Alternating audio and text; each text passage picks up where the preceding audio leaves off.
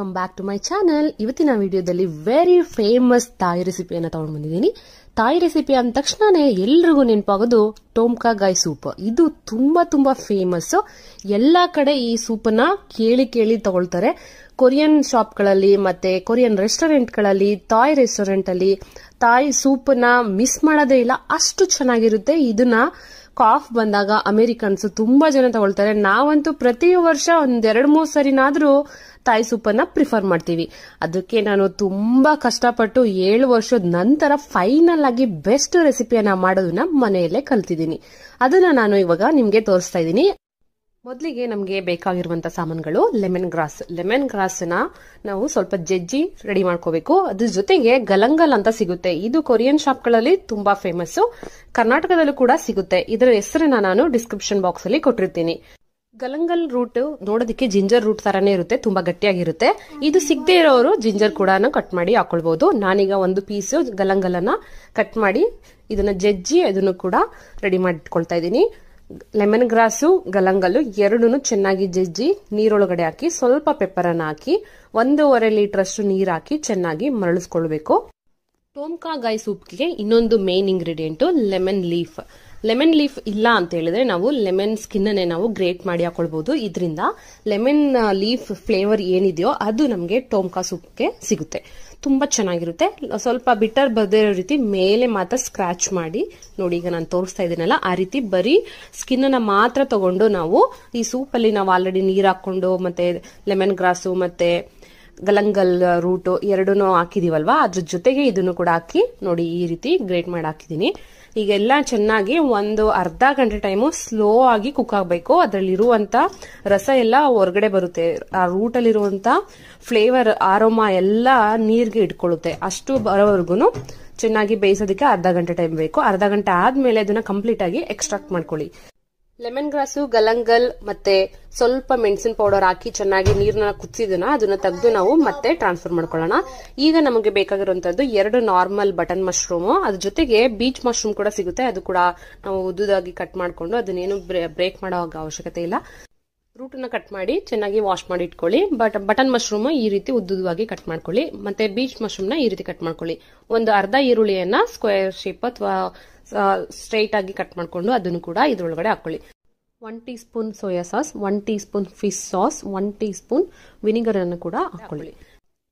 ಈ ವಾಟರ್ ಜೊತೆಗೆ ನೀವು ಚಿಕನ್ ಸ್ಟಾಕ್ ಇದ್ರೂ ಕೂಡ ಹಾಕೊಳ್ಬಹುದು. ಚಿಕನ್ ಸ್ಟಾಕ್ ಇಲ್ಲ ಅಂದ್ರೂ ಈ ಬ್ರೆಸ್ಟ್ ಪೀಸ್ ಏನಿದೆ ಅದನ್ನೇ ಡೈರೆಕ್ಟ್ ಆಗಿ ನಾವು ನೀರೊಳಗಡೆ ಬೇಯಿಸೋದ್ರಿಂದ ಚಿಕನ್ ಸ್ಟಾಕ್ ಆಗಿ ಲೈಟ್ ಆಗಿ ಬರುತ್ತೆ.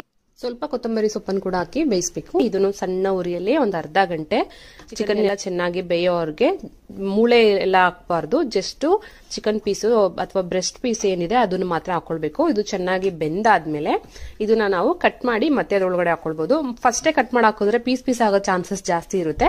ನಮಗೆ ಸೂಪಲ್ಲಿ ಸ್ವಲ್ಪ ಪೀಸ್ಗಳು ಸಿಗಬೇಕು. ಅದರಿಂದ ನಾನು ದೊಡ್ಡ ಪೀಸ್ಗಳನ್ನ ಈ ರೀತಿ ಹಾಕಿದ್ದೀನಿ. ಅದಾದ್ಮೇಲೆ ಚೆನ್ನಾಗಿ ಬೆಂದು ಒಂದು ಅರ್ಧ ಗಂಟೆ ಆದ್ಮೇಲೆ ನಾನು ಇದನ್ನ ಚೆನ್ನಾಗಿ ಸಣ್ಣ ಪೀಸ್ಗಳಾಗಿ ಕಟ್ ಮಾಡಿರ್ತೀನಿ, ಸ್ಪೂನ್ಗೆ ಬರೋ ಅಂತ ಸೈಜಿಗೆ. ಈಗ ಚಿಕನ್ ಮತ್ತೆ ನಾನು ಹಾಕಿದಂತ ವೆಜಿಟೇಬಲ್ಸ್ ಎಲ್ಲ ಚೆನ್ನಾಗಿ ಬೆಂದಿದೆ.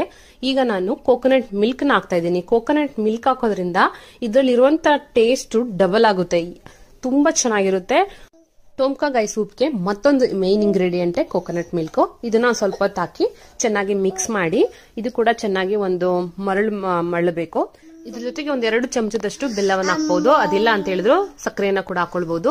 ಟೋಮ್ಕಾ ಗಾಯ್ ಸೂಪು ಸ್ವೀಟ್ ಆಗಿ ಖಾರವಾಗಿ ಎಲ್ಲ ರೀತಿ ಫ್ಲೇವರ್ಗಳು ಇರುತ್ತೆ.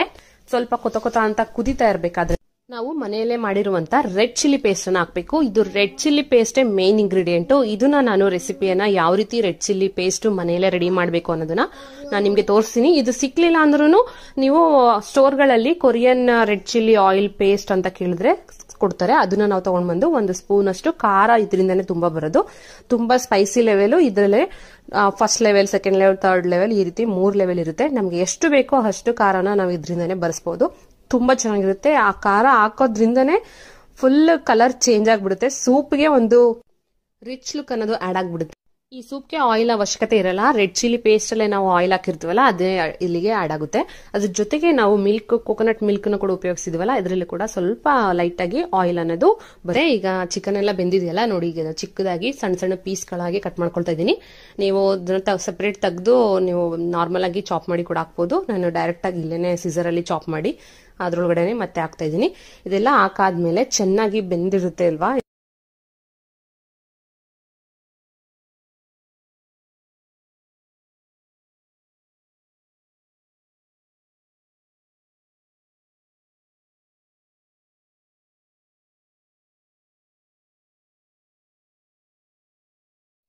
ಕೊನೆಯಲ್ಲಿ ಸೂಪ್ನ ಇಳಿಸೋದಕ್ಕೂ ಮುಂಚೆ ಒಂದ್ ಅರ್ಧ ನಿಂಬೆ ಹಣ್ಣನ್ನ ಹಿಂಡಿ ಅದನ್ನು ಕೂಡ ಹಾಕಿ ಮಿಕ್ಸ್ ಮಾಡಿ ಸರ್ವ್ ಮಾಡಿದ್ರೆ ಆಯ್ತು. ತುಂಬಾ ಬಿಸಿ ಬಿಸಿಯಾಗಿ ಕೊಡ್ಬೇಕು ಇದನ್ನ.